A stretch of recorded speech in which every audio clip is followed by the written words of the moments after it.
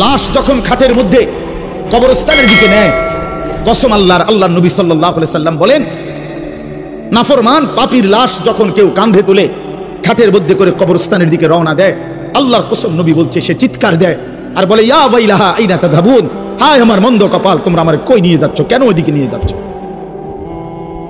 রাসূলুল্লাহ সাল্লাল্লাহু আলাইহি ওয়াসাল্লাম বলেন, ওই নাফরমানের চিৎকার আল্লাহর সমস্ত মাখলুকাত, শুধু মানুষ এবং জিন ব্যতীত বাকিরা সবাই শুনতে পায়। ওয়ালাউ সামিআল ইনসানু লাসাইকা, নবীজি বলেন মানুষ যদি একবার শুনতো, সাথে সাথে সমস্ত মানুষ চিৎকার দিয়ে বেহুশ হয়ে পড়ে যেত, বেহুশ হয়ে পড়ে থাকতো। বলে ভাইয়া কবরের আযাব না, শুধু ওই খাটিয়াটা নিচ্ছে একমাত্র কবরস্থান, এই সময়ের চিৎকার।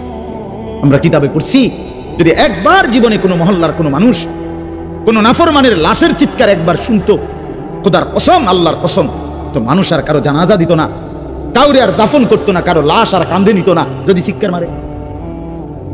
কথা বুঝেন নাই? তো মানুষের লাশ পড়ে থাকতো, পচে গলে যেত। আল্লাহ তাআলা দয়া করছেন আমাদের উপর, দয়া করেছেন আল্লাহ তাআলা, দয়া করেছেন আমাদেরকে। এজন্য আপনাদের কাছে বলি, আমি সহ আপনারা সবাই আমরা এই কথা ভাবতে শিখি যে আখিরাত নিশ্চিত। ছেলেরা আমার, ভাইয়া, কেন এই রং তামাশার এই জিন্দেগি? এক ওয়াক্ত নামাজ পড়তে চাও না, চুল থেকে নিয়ে পায়ের নখ পর্যন্ত রাসূলুল্লাহ সাল্লাল্লাহু আলাইহি ওয়াসাল্লামের কোনো নমুনা নাই, সাহাবায়ে কেরামের কোনো নমুনা নাই, কোরআনুল কারীমের একটি শব্দের সাথে তোমার কোনো সম্পর্ক নাই, নবী সাল্লাল্লাহু আলাইহি ওয়াসাল্লামের 23 বছরের জিন্দেগির সাথে তোমার কোনো সম্পর্ক নাই। এ কেমন জিন্দেগি ভাইয়া? এ কেমন জিন্দেগি? মসজিদে এশার নামাজ চলতেছে, ওরা স্বেচ্ছাসেবকের কাঠ গায়ে দিয়া সবাই দাঁড়ায় আছে এখানে, তো তোমগো নামাজ কোন দিন? তোমরা যুবক বৃন্দ যে আয়োজন করলাম ভাইয়া, তো তোমাদের নামাজ কোন দিন হবে? একটি সেজদার সামনে আমার মতো 100 মৌলবী, 1 কোটি মৌলবীর কি অর্থ আছে? আমি আসলেই কি আর না আসলেই কি? কিন্তু এক সেজদা, আল্লাহ নবী সাল্লাল্লাহু আলাইহি সাল্লাম বলেন, লা সাজদাতুন ওয়াহিদাতুন খায়রুম মিনাদ দুনিয়া ওয়া মা ফিহা। একটি সেজদা, নবীজি বলেছেন, একটি সেজদা উম্মত দুনিয়া এবং দুনিয়ার মধ্যে যা আছে সবকিছুর চাইতে উৎকৃষ্ট, খায়ের। সেই সেজদাটা যার ছুটে গেছে সে কি পরিমাণ বদনসিব। আল্লাহ নবী সাল্লাল্লাহু আলাইহি ওয়াসাল্লাম বলেন, আকরাবু মা ইয়াকুনুল আবদু মির রাব্বিহি ওয়া হুয়া সাজিদ। নবীজি বলেন, বান্দা আল্লাহ তাআলার সবচেয়ে ঘনিষ্ঠ হয়, আল্লাহর কাছে যায় বান্দা সবচেয়ে বেশি যখন সে সেজদা করে। কি করে ভাইয়া? বলেন না, সেজদা করে। সেজদা করলে বান্দা আল্লাহর সবচেয়ে প্রিয় হয়। আর আরবিতে একটা নিয়ম আছে, আপনার কোন জিনিসের পক্ষ দেখে উল্টাটা বোঝা যায়, উল্টাটা দেখে বাওটা বোঝা যায়।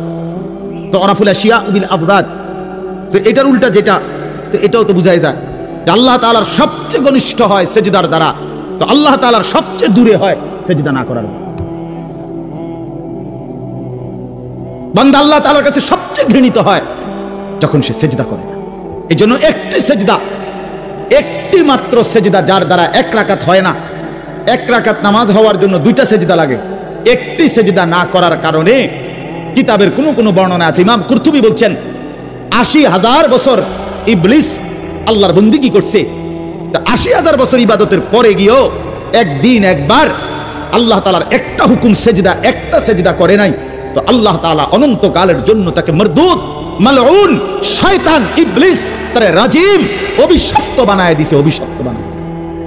আরে অপদার্থ সন্তান, এই নওজোয়ান, তুই কতগুলো সেজদা দেস নাই নাফরমান, তুই কত বড় শয়তান, কত বড় শয়তান বেটা, তুই ছোটখাটো শয়তান বেটা। তো ওই শয়তানের থেকে বড় শয়তান বেটা, ওই শয়তান তো একটা সেজদা করে নাই।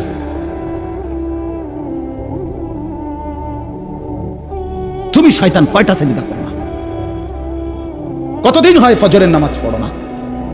কতদিন হয় বলো? এখন ছেলেরা দাঁড়ায় দাঁড়ায় বলো, ফজরের জামাত কয়টা?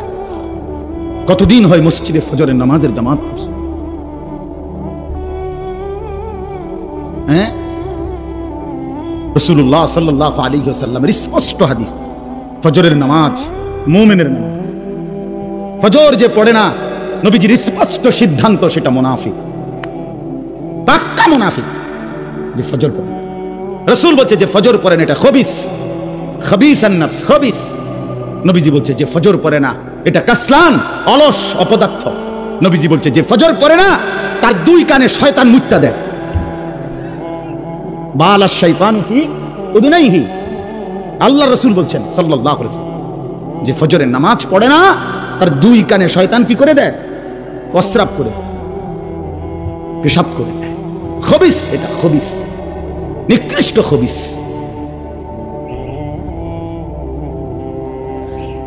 মান কাসুরা সালাতুহু হাসুনা ওয়াজহুহু, নবীজি বলে যে নামাজ বেশি পড়ে আল্লাহ তাআলা তার চেহারা সৌন্দর্যময় করে।